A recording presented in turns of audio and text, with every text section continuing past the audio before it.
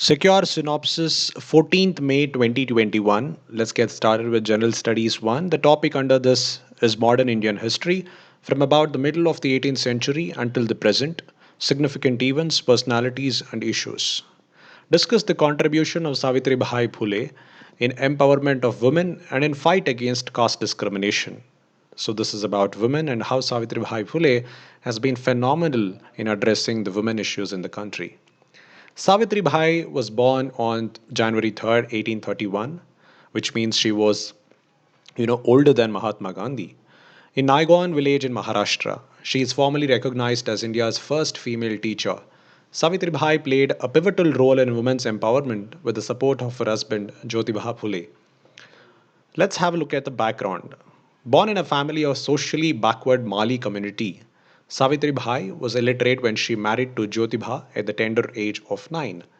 Fortunately, Jyotiba strongly believed in the power of education in removing social inequalities. He decided to start this revolution at home by teaching his wife to read and write, much against the family diktat. Initially, he taught her when she brought lunch for him in the field. Later, Jyotiba admitted Savitribai to a teachers' training institute in Pune. After the training, Savitribai started teaching girls at Maharwada in Pune, where Samguna Bhai, Jyotibhai's mentor and also an activist, supported Savitribai's efforts in this direction. Savitribai Phule's contribution to women empowerment. Later, the couple, along with Saguna Bhai, started their own school at Bhidewada, which became India's first girls' school run by Indians. The school started with the 9 girls, but the number increased to 25 gradually. Later, 3 more schools were opened for girls in Pune with nearly 150 students altogether. Special emphasis was given to subjects like English, science, mathematics, and social studies. Consequently, the number of girls in their schools became higher than the boys enrolled in government schools in Pune. When faced with the threats by conservatives to shut down schools, this did not prevent them from strongly going ahead with their agenda. Encouraged by improved enrollment, Phule opened a total of 18 schools for girls across Maharashtra from 1848 to 1852. Afterwards, Jyotiba and Savitribai opened a night school for women and the children of those from the working class community. They set up 52 free hostels for poor students across Maharashtra. Savitribai, a true feminist, set up Mahila Seva Mandali to raise awareness among women against child marriage, female feticide, and the sati system. At the time, widows were often sexually exploited, and pregnant widows suffered even more physical abuse and humiliation. To address this problem, the couple set up Balyatha Pratibandhak Gruha, a childcare center for the protection of pregnant widows and rape victims. Savitribai also encouraged the adoption of children born out of such sexual abuse. She opened an ashram for widows and orphans. She organized a boycott by barbers against the tradition of head tonsuring of widows. Savitribai appealed to women to come out of caste barriers and encouraged them to sit down at her meetings. Contribution against caste discrimination. On 24th September 1873, they set up Satya Shodhak Samaja, a platform which was open to all irrespective of their caste, religion, or class hierarchies, with the sole motto to bring about social equity. As an extension, they started Satya Shodhak marriage, where the marrying couple has to take a pledge to promote education and equality. Likewise, widow remarriage was also encouraged. Simple ceremonies without priests solemnizing the wedding were conducted. Awareness programs against dowry were also organized. They also dug a well at their courtyard for untouchables, who had no access to public drinking water facilities. When Jyotiba died in 1890, Savitribai set a new precedent by lighting her husband's fire in amidst all opposition. After his death, she dedicated all her time to the activities of Satyashodhak Samaja. In commemoration of Savitribai, the University of Pune was renamed as Savitribai Phule Pune University in 2015. Her birthday is celebrated as Balika Din in Maharashtra every year. Complete women's empowerment is still a distant dream in India. While celebrating her legacy, we must also remember the contribution of her husband Jyotiba, who dreamt of equity for women and people of lower castes. Next topic. Important geophysical phenomena such as earthquakes, tsunami, volcanic activity, cyclone, geographical features and their location changes in critical geographical features, flora and fauna and the effects of such changes. Let's have a look at the question. discuss the expanses of savanna grassland spread across the world, and analyze the impact of colonial forestry on Indian grasslands. Savannas, also known as tropical grasslands, are found to the north and south of tropical rainforest biomes. The largest expanses of savanna are in Africa, where much of the central part of the continent, for example Kenya and Tanzania, consists of tropical grasslands. Savanna grasslands can also be found in Brazil and South America. You can have a look at the map here. You can find them in South America, you can find them in Africa, and also northern part of Australia, and a huge amount of India. Savanna regions have two distinct seasons, a wet season and a dry season. There is very little rain in the dry season. In the wet season, vegetation grows, including lush green grasses and wooded areas. As you move further away from the equator and its heavy rainfall, the grasslands become drier and drier, particularly in the dry season. Savanna vegetation includes scrub, grasses, and occasional trees, which grow near water holes, seasonal rivers, or aquifers. Plants and animals have to adapt to the long dry periods. Many plants are xerophytic, for example, the acacia tree with its small waxy leaves and thorns. Plants may also store water, for example, the baobab tree, or have long roots that reach down to the water table. Animals may migrate great distances in search of food and water. Impact of colonial forestry on Indian grasslands. Indian savanna grasslands are vast extents of grass dominated landscapes, peppered with some trees distributed across peninsular India. This biome came into existence 5 to 8 million years ago, although fossil evidence from central India dates grasses back to about 60 million years. Between 1880 and 2010, India lost 26 million hectares of forest land. Widely acknowledged as a crisis, there are a number of policies, programs, and judicial pronouncements in place to combat this. During the same time, about 20 million hectares of grasslands were also lost. Somehow, this never made it to the front pages. The answer to why this is the case is tangled up in history and economics. For a colonial state that was looking to generate revenue, forests were a natural gold mine. Agricultural land, although not as lucrative, still presented the state with revenues in the form of taxes. These were classified as productive lands, grasslands with their nomadic pastoral communities, who were hard to pin down and with no obvious income generation capacity, were categorized as wastelands, a terminology that continues to this day. Colonial forest regulations treated grasslands as subpar forests and pushed for their conversion to treat plantations and irrigated agriculture while outlawing grazing. This posed a threat to the vast number of species that had adapted over millennia to grasslands, as well as many pastoralist communities that had sustainably used this landscape for their livelihood. Irrigation canals built in these landscapes eventually rendered the soil saline in some areas, rendering them unsuited for agriculture. Continuing to view grasslands through the wasteland lens, independent India's land classification norms clubbed all the natural habitats under the umbrella of forests, regardless of the type of biome it was.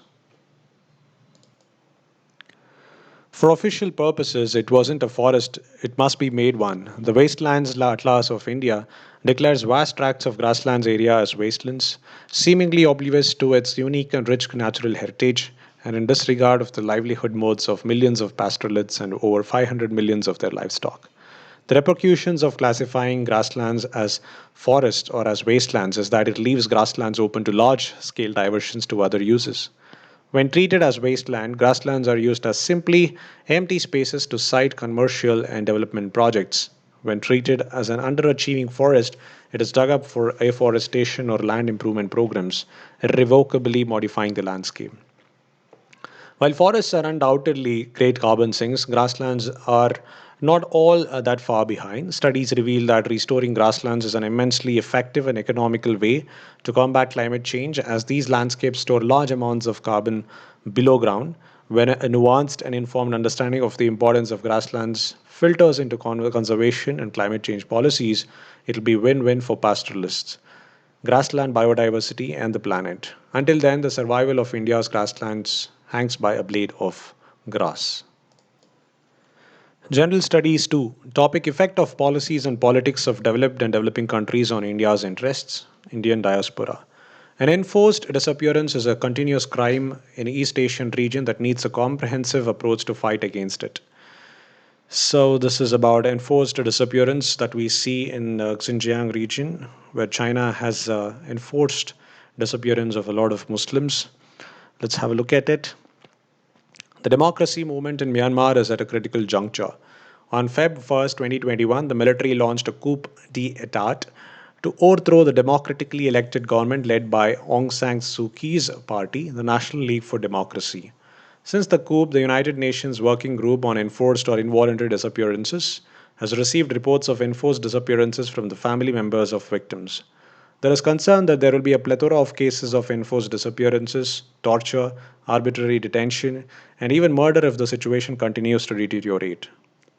About enforced disappearances. It became widely known to the world in 1970s and early 1980s during the Dirty War in Argentina, where the Argentine military dictatorship committed the forceful disappearances of some 30,000 of its own citizens while denying that they kidnapped, tortured, and murdered them. An enforced disappearance is defined by several constituent elements.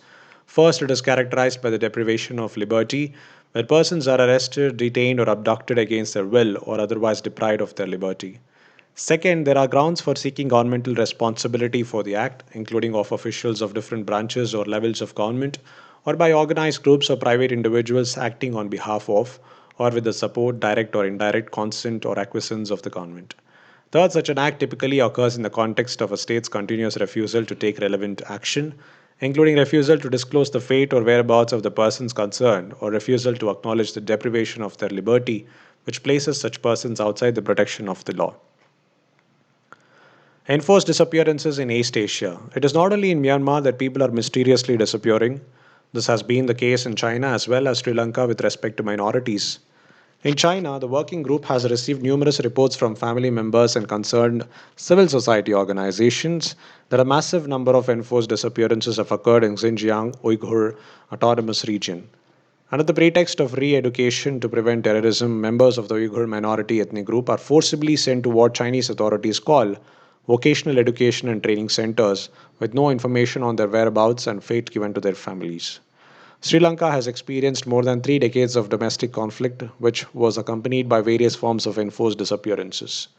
It seems it seemed that there was some hope developing because of efforts by the government to confront its history. However, recently the government is weakening initiatives it previously started to search for and investigate enforced disappearances and has now returned to promoting a culture of impunity for these crimes. Let's have a look at the need of the hour. To protect the right to be free from enforced disappearances, the international community adopted the International Convention for the Protection of All Persons from Enforced Disappearances in 2006, which became effective in 2010. However, the number of participating states is still very low compared to other treaties. Among 63 states of the treaty, only 8 states from the Asia Pacific region have ratified or acceded to the treaty. Only 4 East Asian states, Cambodia, Japan, Mongolia, and Sri Lanka, have ratified it. Asian countries should consider their obligations and responsibilities more seriously and reject a culture of impunity in order to eradicate enforced disappearances. They should also understand that their domestic criminal law systems are not sufficient to deal with the crime of enforced disappearance. An enforced disappearance is a continuous crime that needs a comprehensive approach to fight against it. Conclusion. It is also disheartening to point out that the enforced disappearances are being committed in the name of counterterrorism measures. Increasing numbers of enforced disappearances are being reported in Pakistan and Bangladesh, and it does not seem that the situation will improve in the near future.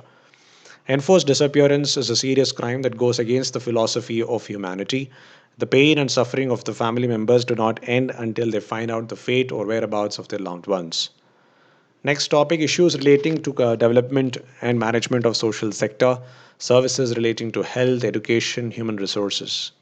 The privacy of students who use edtech apps for learning is at risk. In this context, discuss the concerns associated with explaining the need of ethical policy to address it.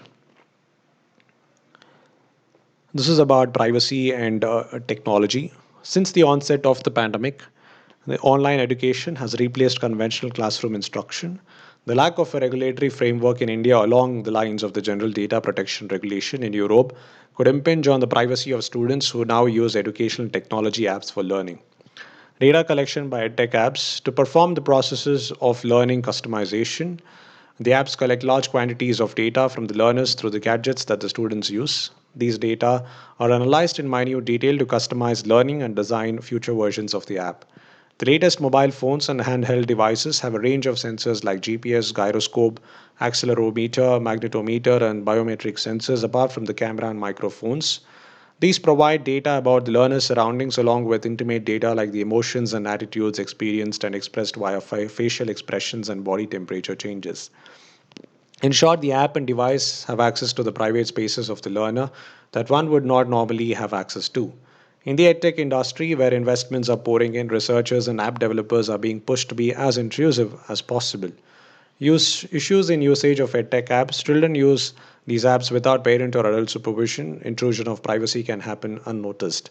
The concept of informed consent is not meaningful since there are no proper primers to explain to stakeholders the intricacies in layperson terms. Further, there is no option to stop using the app without some repercussions. Since India does not have protection equivalent to the GDPR, private data collected by an edtech company can be misused or sold to other companies with no oversight or protection. It is prudent to remember the 2014 study titled Experimental Evidence of Massive Scale Emotional Contagion Through Social Networks, wherein Facebook manipulated the emotions of 7 lakh users by charging the type of posts that were shown into the users. These instances necessitates the need for regulation of edtech apps, especially those that deal with the children and tutoring them. Let's conclude this answer. Given these realities, it is necessary to formulate an ethics policy for edtech companies through the active participation of educators, researchers, parents, learners, and industry experts. Such a policy draft should be circulated both online and offline for discussion and criticism.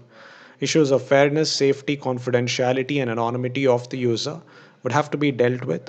EdTech companies would have to be encouraged to comply in the interest of a healthier learning ecosystem. Let's move on to the next topic, that is General Studies 3, Indian economy and issues relating to planning, mobilization of resources, growth, development, and employment. What do you understand by Goldilocks economy? Explain why is it often challenging for central bankers and governments to engineer a Goldilocks economy? Let's have a look at the term as such. The term describes an ideal state for an economic system. In this perfect state, there is full employment, economic stability, and stable growth. The economy is not expanding or contracting by a large margin. A Goldilocks economy is warm enough with steady economic growth to prevent a recession. However, growth is not so hot as to push it into an inflationary status. A Goldilocks economy describes an ideal state for an economy whereby the economy is not expanding or contracting by too much. A Goldilocks economy has steady economic growth, preventing a recession but not so much growth that inflation rises by too much. A Goldilocks state is ideal for investing because as companies grow and generate positive earnings growth, stocks perform well. Let's have a look at the characteristics of this type of economy. Its first characteristic is low unemployment. A low unemployment rate, most commonly known as the U3 rate, which defines the number of people willing and able to work but unable to find gainful employment and who have sought work in the past 4 weeks. The US Federal Reserve estimates a normal rate to fall somewhere between 5% to 6.7%. Asset price inflation, an increase in the prices of stocks, derivatives, bonds, real estate, and other assets will mark a Goldilocks economy. This increase is difficult to see when using broader measures that gauge real economic growth. Low market interest rates. These rates are the percentage of a dollar amount that a lender will charge a borrower when they lend money. Market interest rates have a basis on the overnight rate set by the Fed, which dictates the rate banks charge to lend to another one. Low inflation, as measured by the quantitative based on a number, a consumer price index, and the producer price index, also identifies this golden economic state. Inflation describes the purchasing power of a nation's economy. Steady gross domestic product or economic growth.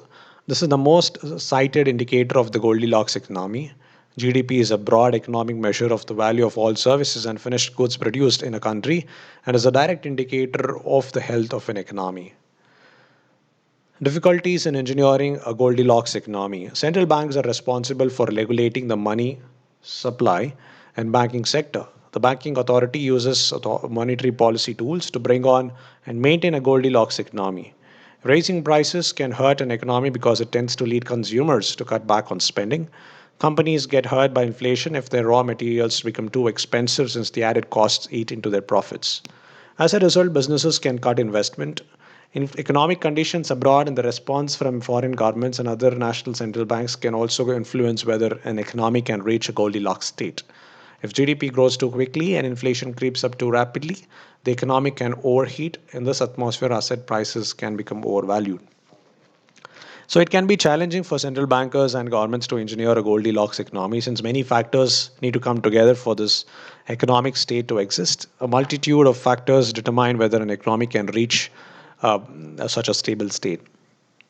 Let's move on to the next topic, that is conservation, environmental pollution, and degradation, environmental impact assessment.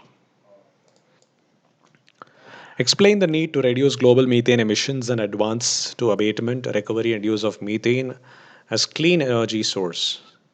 Methane gets produced when living things decompose and is also found in natural gas. Most anthropogenic methane emissions come from three sectors, that is, fossil fuels due to the oil and gas extraction, processing, and distribution account for 23%, and coal mining accounts for 12% of emissions. The waste sector from landfills and wastewater account for about 20% of emissions. If you have a look at here, this is where the fossil fuels happen. And if you see, you will have the cattle over here, digestive processes in domestic animals. And then you have plant decay in natural wetlands and rice paddies. And then here you have landfills. From all of these places, methane gets into this picture. And then here you can see a small fraction is lost to atmosphere or stratosphere in reactions with hydroxyl ions, chlorine ions, and the oxygen ions. And then this burning of biomass here, and that also leads to some amount of CH4 to be released in the atmosphere. Transfer of CH4 in soil to air by plants. So a lot of these, everybody contributes to the CH4 in the atmosphere. For example, anaerobic oxidation by microbes, methanotropes, that is carbon dioxide, water with dry soil, oxidation, methanogens in soil, melting permafrost, and nutrient-rich seabeds, hydrates and clathrates. So basically, this very good, nice infographic shows you that from these places, from through landfills, CH4 is contributed, methanogens, CH4, and from this area is also melting from permafrost. Right, so now let's have a look at the need to reduce global methane emissions. Okay, and the other gases under action, that is methane, constitutes nearly one-fifth of the total global greenhouse gas emissions. All the other emissions are being cut down under several protocols like aerosols and the Montreal Protocol. Therefore, methane seems to be the odd priority in the moment in order to achieve the target of 1.5-degree rise under Paris Climate Agreement. Continued emissions, human caused methane emissions have been incessantly increasing, that too at a faster rate than any time known. Even the pandemic induced economic slowdown that worked its charm for carbon dioxide emissions could not reduce methane emissions, according to data recently released by the United States National Oceanographic and Atmospheric Administration. Powerful GHG methane has greater potential to cause warming, nearly responsible for 30% of warming since pre industrial times. Your methane can be less devastating in the fact that it stays for lesser time in atmosphere than carbon. Need to mitigate and use methane as clean energy source. Methane coming in from the fossil fuel sector can be curbed as it relatively easy to locate. Fix methane leaks and reduce venting of the same into atmosphere. Targeted measures. 60% of these are low cost to limit emissions from waste and agriculture sector are required. Authorities around the world are looking to limit methane more. European Union methane strategy drawn by EU has been out to plan. Joe Biden collaborated a leaders summit on climate in April that encouraged the leaders to call for reductions in methane. Net Zero Producers Forum frames pragmatic net zero strategies, including methane abatement for oil and gas production. This is led by US, Canada, Norway, Qatar, and Saudi Arabia. With increasing emissions, we need to up the ante. Europe has the greatest potential to curb methane coming from agricultural resources. Mitigation lies differently across different regions. India has the greatest potential to reduce methane emissions in the waste sector. China's mitigation potential is found best in coal production and livestock, while Africa's potential lies in livestock, followed by oil and gas. Urgent steps must be taken to reduce the methane emissions in this decade, given the wide range of impacts from methane. The societal, economic, and environmental benefits of acting are numerous and are far outweigh the costs. General Studies 4, the topic under this is Ethics and Human Interface. Essence, determinants, and consequences of ethics in human actions, dimensions of ethics, ethics in private and public relationships, human values, lessons from the lives and teachings of great leaders, reformers, and administrators, role of family, society, and educational institutions in inculcating values. Of all crimes that human creatures are capable of committing, the most horrid and unnatural is ingratitude. In the context of the statement, elaborate the importance of gratitude with suitable examples. Philosopher David Hume wrote, "Of all crimes that human creatures are capable of committing, the most horrid and unnatural is ingratitude. And conversely, gratitude ought to be the most pleasant and natural thing to do. A popular definition of gratitude is a feeling of being thankful. Gratitude is a human emotion that can be most simply defined as appreciation or acknowledgement of an altruistic act." Importance of gratitude. Expressing gratitude not only helps people appreciate what they have received in life, but it also helps people feel like they've given something back to those who helped them. Gratitude can be observed at an individual level with its subsequent effects or at a greater social level. The recipient of gratitude may not reciprocate directly back, but in turn may lend a favor to a third party, effectively expanding a network of good. Effectively, gratitude can create social networks and help individuals work towards goals and challenges, and overall, simply have stronger coping skills for life's hardships. Gratitude and indebtedness are associated with the intention to repay for the received benefit. It leads to internal motivation and external motivation to reciprocate. Gratitude makes us reciprocate the value of something, and when we appreciate the value of something, we extract more benefits from it. We are less likely to take it for granted. Gratitude blocks toxic negative emotions such as envy, resentment, regret, emotions that can destroy our happiness. There's even recent evidence, including a 2008 study by psychologist Alex Wood in the Journal of Research in Personality, showing that gratitude can reduce the frequency and duration of episodes of depression. Gratitude promotes optimism and helps us to develop a more positive outlook. It helps us pause for a moment to reflect on something we have in our life right now instead of always striving for more. Gratitude is simply cultivating a genuine appreciation for what we already have.